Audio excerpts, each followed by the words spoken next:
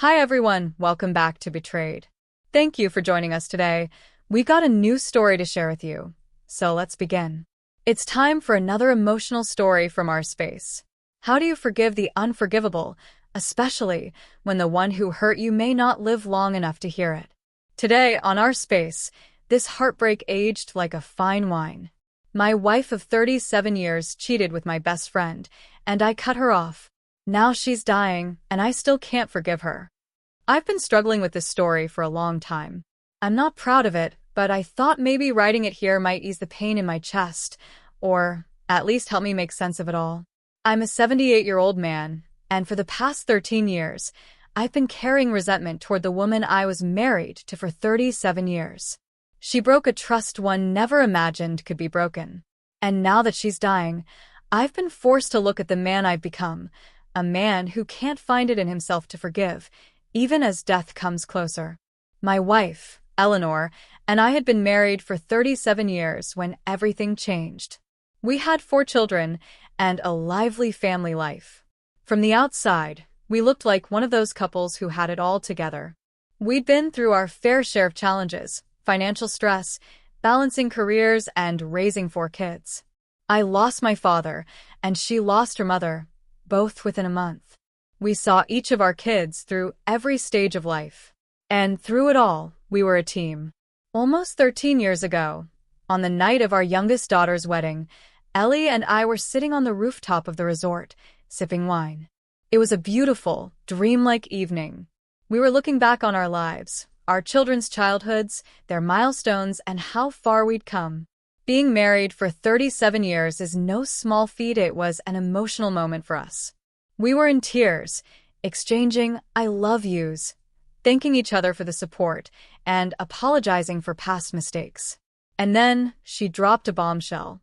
She suddenly went quiet and said, "There's something I need to tell you. It's been weighing on me for decades." At first, I thought she might bring up something about her late mother or an old family argument. But she looked pale, like she was bracing herself. She said, "Do you remember that trip to Florida with Tom and his family?" I nodded. Yes, when the kids were still in middle and junior school, we all went on a family vacation together. She continued, "On the last night in Florida, after you and Marie, Tom's wife, had gone to bed, Tom and I stayed up drinking beer by the lake."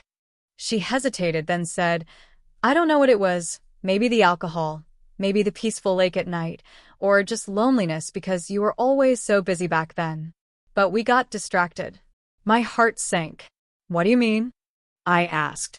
She said they had been talking and sharing personal feelings, and one thing led to another.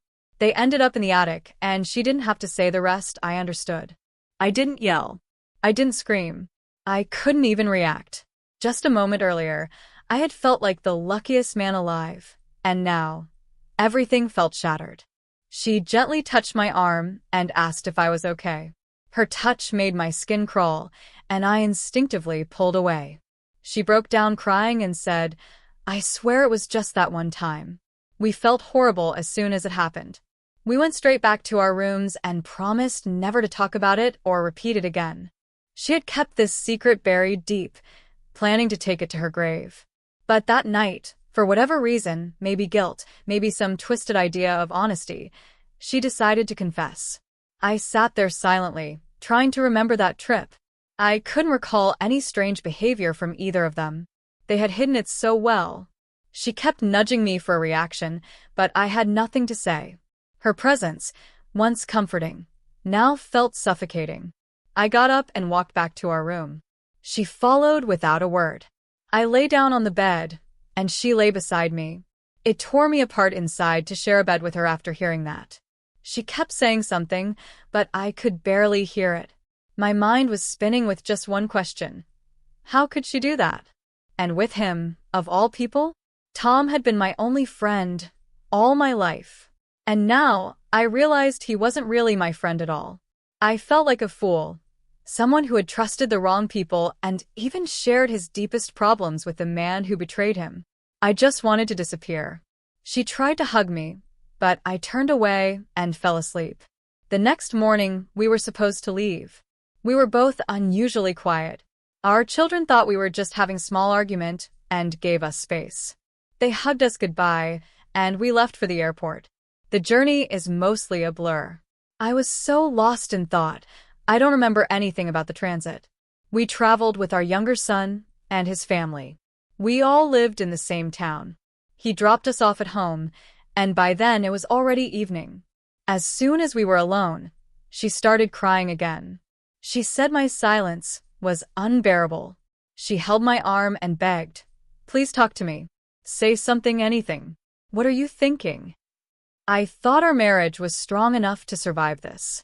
We had been through worse before, hadn't we? All I said to her was, "Let's rest. I'm feeling dizzy from the travel." Then I went to my study, locked the door, and collapsed on the couch. That room was my sanctuary. Whenever life got overwhelming, I would go there to clear my mind and recharge. But in that moment, I wished I could disappear into thin air. What were my options? I remembered that my elder brother had moved into our ancestral farmhouse. I hadn't been in touch with him since I married Eleanor. She and he never got along. While we were still dating, my brother once had an argument with her at a party, something about making a move on one of Ellie's friends. It's been so many years, I can't even remember exactly what happened. But since then, we hadn't spoken. He didn't even come to my wedding. Let's just say there was resentment between them. Still, I called him, hesitantly, and said I wanted to return to the countryside, to our father's farmland. I wasn't asking for his permission. I had my own share in the property. I expected him to be cold or distant, but surprisingly, he was calm and understanding. He asked, half jokingly, "What happened?" "Your sophisticated wife, giving up city life for farmland." Of course, it wasn't about Ellie coming along. He just didn't want someone around whom he couldn't stand, especially during his retirement years. I told him I'd be moving alone. Maybe he understood what I was going through. He didn't ask any more questions. I said I'd take the other house across the street. It had been vacant for years. Back then, I had a small store I ran after retirement. I put it up for sale, and the owner of the store next door bought the lease. It took about a week to settle everything. During that week, I mostly stayed in my study or went out for long walks. I avoided Eleanor as much as I could. I ate outside or brought food home. She would slip notes under the study door saying, "We'll get through this. We've survived worse. I love you. I miss you." Then, on Sunday, while she was at church, I quietly packed my belongings, mostly books, some clothes, and my piano, and sent them to the farmhouse. Later that day, I got in my car and drove off. It took me 4 days, staying in hotels along the way. I turned off my phone, knowing she would call the moment she found the house empty. She tried everything to reach me, but there was no way she could. She didn't know where I went. I had changed my number and deleted all my social media accounts. I vanished. I ghosted her completely. To this day, I don't know if I was running from the betrayal or just trying to erase it from my memory by erasing myself. Eventually, she contacted the kids. They tried to file a missing persons report, but the police concluded there was no foul play. I had left voluntarily. I left everything behind. The house, our retirement savings, even a rental income from 2 properties I had invested in after closing my business. I didn't want a single thing, just peace. I had owned a fish supplies business back in the day. After our children grew up and we were free from parental responsibilities, I closed the shop and invested in rental properties that gave good returns. I just wanted to live a peaceful, quiet life. I had a store that sold aquariums and fish supplies. Life seemed settled. Then everything collapsed overnight. I abandoned the life and family I had built over decades and returned to my homeland, several states and miles away. Nobody knew where I was until one day my niece, my brother's daughter, came to visit him. She told my son, and that's how everyone found out. Living with my brother in our hometown was the last place anyone would have guessed, especially with the history between us. Soon after, I received a letter from Ellie. She begged for forgiveness. One of our daughters even visited me, trying to understand what had happened. I simply told her, "Ask your mother."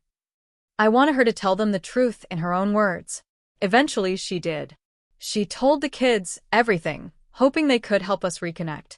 At first, They were upset with her. But seeing how much she was suffering, their anger faded. One by one, they began reaching out to me, asking why I couldn't just forgive her, why I was still holding on so tightly to the past. I told them I needed time. They tried many ways to bring us back together. They invited me to family gatherings and important events in their lives. I never showed up. The birthdays, the anniversaries, the birth of my grandchildren, all their milestones, I missed them all. I left everything behind. Then my youngest son flew out to see me. He said, "Mom is broken without you. She's desperate for your forgiveness." I told him, it's not something I can just give away, not like that. I stayed out of reach, though every now and then, curiosity would get the better of me. I'd secretly glance at old family photos or check her Facebook using a fake account. She hadn't been active much lately. Even though I kept my distance, I still quietly watched over them without letting anyone know, not even her. Then, just 2 months ago, I heard that Eleanor was sick. Terminal. The doctors said she only had a few months left. My son called me and said it was time to come back, that she didn't have much time. But I couldn't bring myself to do it. The anger was still there, buried deep, yet burning like it happened yesterday. I knew she wanted to see me. She probably needed closure. But the thought of sitting by her bedside, pretending everything was okay, pretending I had forgiven her, was unbearable. I couldn't do it. The image of her and Tom in the attic still haunts me. It's burned into my memory. Every family barbecue, every Christmas, every birthday we shared with Tom. It all felt like a lie now. Or, at least, that's how it seemed to me. I can't let that go. The kids, of course, sided with her. They said I was being unreasonable. She's suffered enough, Dad, they told me. But they didn't understand. To me, this was never about punishment. It was about being lied to, betrayed, humiliated, without even knowing it. Tom was supposed to be my friend. And my wife had shared a secret with him I was never meant to find out. How could I just pretend it never happened? Yesterday, my daughter video called me. She pleaded with me one last time to visit Ellie. She said this was her final wish. She was too weak to be moved anywhere. I felt like a ticking time bomb. Then they said something that hit harder than anything. If I didn't go see her before she passed, they would cut me off from their lives, completely. I didn't take offense. I knew their words came from pain. My children were hurting, watching their mother fade away, and they partly blamed me for her worsening health. And honestly, maybe they were right. Maybe I had been too harsh. She had always been the healthier one, more active than me. But the guilt had eaten her from the inside. She never recovered from it. I don't even know why I'm writing this here. Maybe just to let it out. I know people will have mixed opinions. But only I know what I've carried inside all these years. I didn't want her to die. But I also didn't want to forgive her. I didn't want to let her see me. Edit to answer some questions. Yes, we were still married. I never divorced her. I just didn't want to face her ever again. So technically, we were married for 50 years. And funny enough, when we were dating, we used to joke about celebrating our 50th anniversary with our kids and grandkids. It was one of our silly dreams. And somehow, it came true, but not in the way we imagined. There was no celebration. Just silence. Update. She's gone. It's been a month. I was there beside her bed. I watched her take her last breath. If you've read everything I shared before, you'd know. I wasn't ready to go. But days after that call with my daughter, I couldn't stop thinking about her. Ellie alone, sick, dying. The thought haunted me. I had spent so many years hiding, numbing the pain. I had become more ghost than man.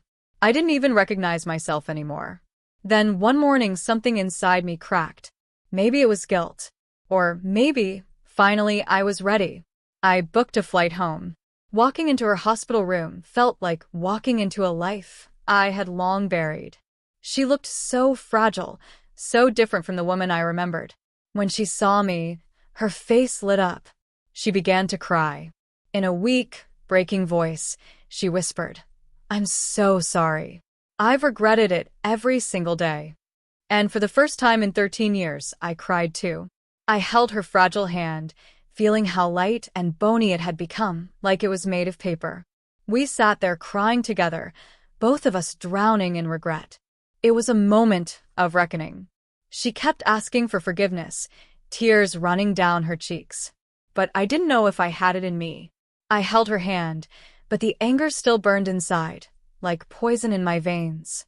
I wanted to stop her from dying, but I also couldn't fully forgive her. She begged me to stay with her for the time she had left. She said she couldn't pass on knowing I still carried all this pain. I told her I'd try, and for a while I stayed.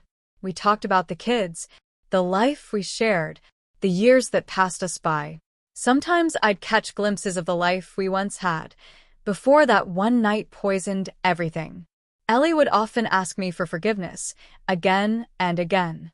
And I'd always reply, "I'm here, aren't I? Let's not talk about it." But that wasn't the forgiveness she needed. It wasn't enough. I tried, but I couldn't give her something I didn't truly feel. I couldn't lie to her or to myself. Then something happened I never expected. Tom showed up. I was sitting alone in the park opposite the care home when he walked over and sat beside me.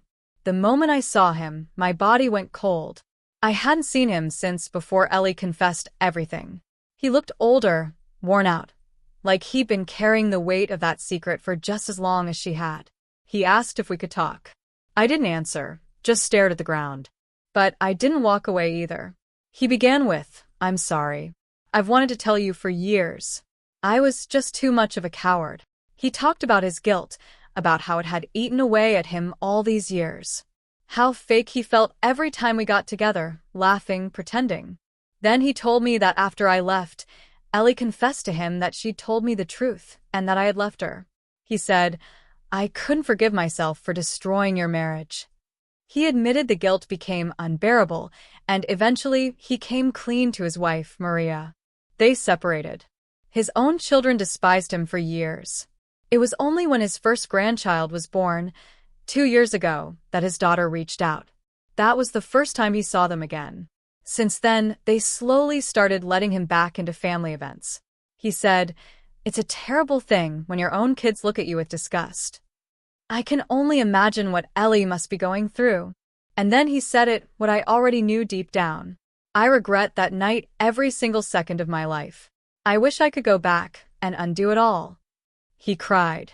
And damn it, I cried too. It was an outburst of emotion, brutal, raw.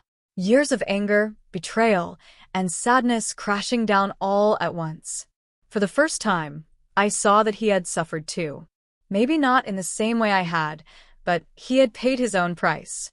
Seeing him broken, apologetic, it stripped something away inside me. It didn't erase the pain, but it helped me understand that they were human too. And they had been haunted by that moment just as much as I had, maybe even more. When Ellie's condition worsened, Tom visited her. No words were spoken, just tears from all three of us. The night she passed, I was holding her hand, and in that moment, I felt everything, love, betrayal, regret, all tied in one painful knot inside my chest. As she took her last breath, I felt one final wave of bitterness rise inside me. Then it settled, like dust after a storm. What was left behind wasn't anger, it was an aching emptiness. Not just for what she'd done, but for everything we lost. And maybe even for the time I'd lost by not letting go sooner. Now she's gone. And I'm still here, an old man with nothing but memories. The kids still think I was too harsh. And maybe they're right. But deep inside, I know I did what I had to do. I loved Ellie, but I could never look at her the same after the betrayal. Some wounds cut too deep. Some forgiveness is just too much to ask for. She left everything to me. The house, the properties, even the children told me they knew her will. But I don't want any of it. None of it makes sense to me anymore. We built it all to enjoy together. Now she's not here. And it's just me. It's only a matter of time before I go too. Maybe months, maybe a few years. My heart feels heavy. And I'm still trying to accept that she's gone. Sometimes I wonder if I should have never gone back, never seen her in that miserable state. That image haunts me. I'm not even sure why I'm writing this. Maybe I just want to understand my own choices. Or maybe I want to know, has anyone else felt like this? Could you forgive someone after so many years? Or is there a point when forgiveness becomes just a lie we tell ourselves to sleep at night? Because real forgiveness, it can't be forced. It can't be faked. Not when the wound goes that deep. Sometimes just showing up, that's the best you can offer. And maybe Ellie understood that. What would you have done?